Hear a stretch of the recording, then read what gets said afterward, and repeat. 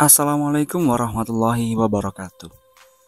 Ummu Shibyan adalah sosok jin perempuan yang konon jin ini khusus bertugas mengganggu anak-anak dan ibu hamil. Bahkan dikatakan Ummu Shibyan adalah penyebab dari seorang ibu keguguran kandungannya dan penyebab seorang anak menangis tak jelas penyebabnya ketika waktu maghrib tiba. Karena waktu maghrib adalah di mana waktu para jin-jin terkuat keluar dari sarangnya untuk mengganggu manusia. Pada suatu hari, ketika Nabi Sulaiman sedang dalam perjalanan dari Syria menuju ke negeri Rum. Pada saat itu beliau berangkat dengan cara duduk di atas permadani yang dibawa oleh angin. Saat itu malaikat Jibril dan malaikat Mikail ikut dalam perjalanan tersebut. Di tengah-tengah perjalanannya, Nabi Sulaiman dan rombongan dikejutkan oleh sesosok penampakan jin yang sangat aneh. Jin itu menyerupai wanita tua dengan gigi seperti gading gajah. Ditambah lagi, dengan rambut dan bulunya yang menyerupai pelepah pohon kurma. Dari badannya pun tercium aroma bau yang tak sedap. Kemudian, jin aneh ini juga punya hidung yang mengeluarkan semacam asap. Dia bersuara seperti petir yang menggelegar kuat dan dahsyat, dengan lolongan seperti serigala dan ringkikan seperti keledai. Jin perempuan ini juga digambarkan memiliki bentuk mata yang menyala berwarna merah. Dan yang membuatnya semakin menakutkan adalah postur tubuhnya yang sangat tinggi besar. Bahkan kedua kakinya berada di antara dua lembah. Karena sosoknya yang seperti itu, Nabi Sulaiman pun terkejut hingga beliau bersujud kepada Allah Subhanahu wa Ta'ala. Setelah itu, beliau mengangkat kepala dari sujudnya itu dan berbincang dengan sosok jin tersebut. Nabi Sulaiman bertanya, "Wahai makhluk aneh, sebelumnya aku tak pernah melihat makhluk yang lebih buruk darimu. Siapakah engkau ini dan dari mana asalmu?" Lalu sosok itu pun menjawab, "Aku adalah Hamah bin Hamah, atau anak perempuan dari iblis. Orang-orang memanggilku Ummu Shibyan, dan aku tinggal di udara antara langit dan bumi." Ummu Shibyan ini diartikan sebagai ibu penyakit sawan. Sebagai orang Indonesia, pasti kita tak asing lagi jika mendengar istilah sawan.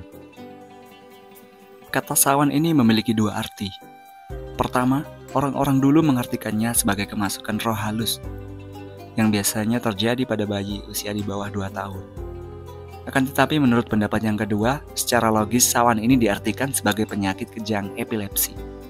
Kemudian Nabi Sulaiman alaihissalam melanjutkan pertanyaannya. Beliau berkata, "Manusia seperti apa yang biasanya engkau ganggu?" Ummu Shibyan pun menjawab, "Aku menguasai manusia yang memiliki akhlak yang buruk. Aku juga menguasai manusia yang jauh dari Allah." Rasa penasaran Nabi Sulaiman makin besar. Kemudian beliau bertanya kembali, "Lalu bagaimana caranya engkau mengganggu manusia?" Ummu Shibyan kembali menjawab, "Aku biasanya masuk melalui aliran darah, lalu masuk ke dalam uratnya. Lalu aku juga bisa masuk lewat barang apapun yang manusia bawa. Aku bersama bala tentaraku akan menempati tempat-tempat yang tak ada penghuninya, dan akulah sumber dari segala penyakit yang berbahaya.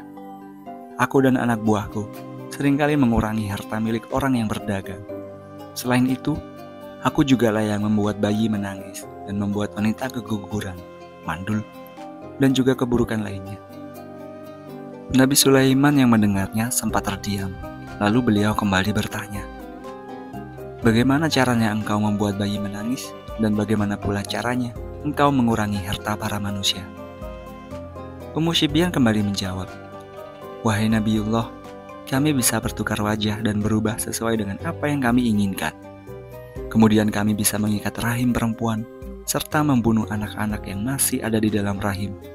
Kami masuk ke perut lalu menendang bayi yang masih di dalam rahim, hingga si ibu keguguran. Kami pun mengganggu anak-anak kecil, memukul wajah bayi, memukul persendiannya, memakan dagingnya, bahkan sampai meminum darahnya. Kami juga memukul wajah anak itu hingga dia nangis tak berhenti." Dalam keseharian, mungkin kita sering melihat anak-anak yang menangis tak jelas ketika datangnya maghrib. Dan tak hanya itu, terkadang mereka menjerit dengan mata terbelalak ke arah tertentu, seperti sedang melihat sesuatu, dan tak jarang pula anak-anak sering mengalami demam tinggi, hingga berakibat fatal yaitu kematian. Kemudian untuk bagaimana cara Ummu Sibyan mengambil harta manusia, yaitu dengan cara menjerit dan meraung, sehingga manusia berlari meninggalkan hartanya. Lalu dia dan bala tentaranya akan meniup harta tersebut hingga habis tak bersisa. Setelah itu Nabi Sulaiman alaihissalam mengikat Ummu Sibyan dan juga bala tentaranya dengan sebuah perjanjian. Nabi Sulaiman mengikatnya dengan perjanjian kepada Allah Subhanahu wa taala. Mengikatnya dengan merantainya dengan besi dan juga memenjarakannya di dasar laut.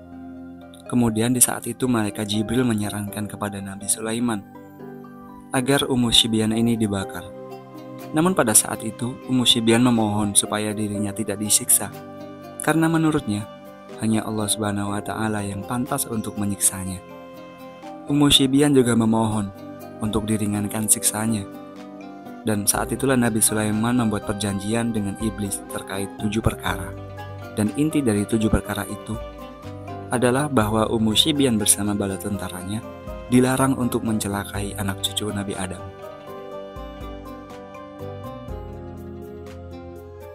Untuk benar atau tidaknya kisah ini, sebagian ulama ada yang menyampaikan jika kisah ini adalah sebuah khurafat yang terbesar di masyarakat.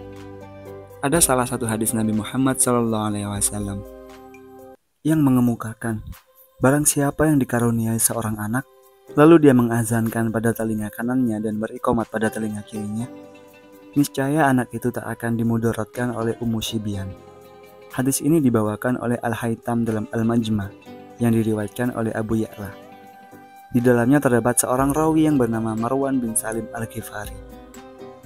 Sedangkan ia itu matruk atau ditinggalkan karena kedustaannya. Ahli hadis negeri Syam, Syekh Muhammad Nasiruddin Albani berkata kalau hadis ini maudhu atau palsu, karena Yahya bin Al-Ala dan Marwan bin Salim, keduanya telah memalsukan hadis ini. Di samping itu, ada juga hadis yang serupa yang dijelaskan di dalam Sahih Muslim.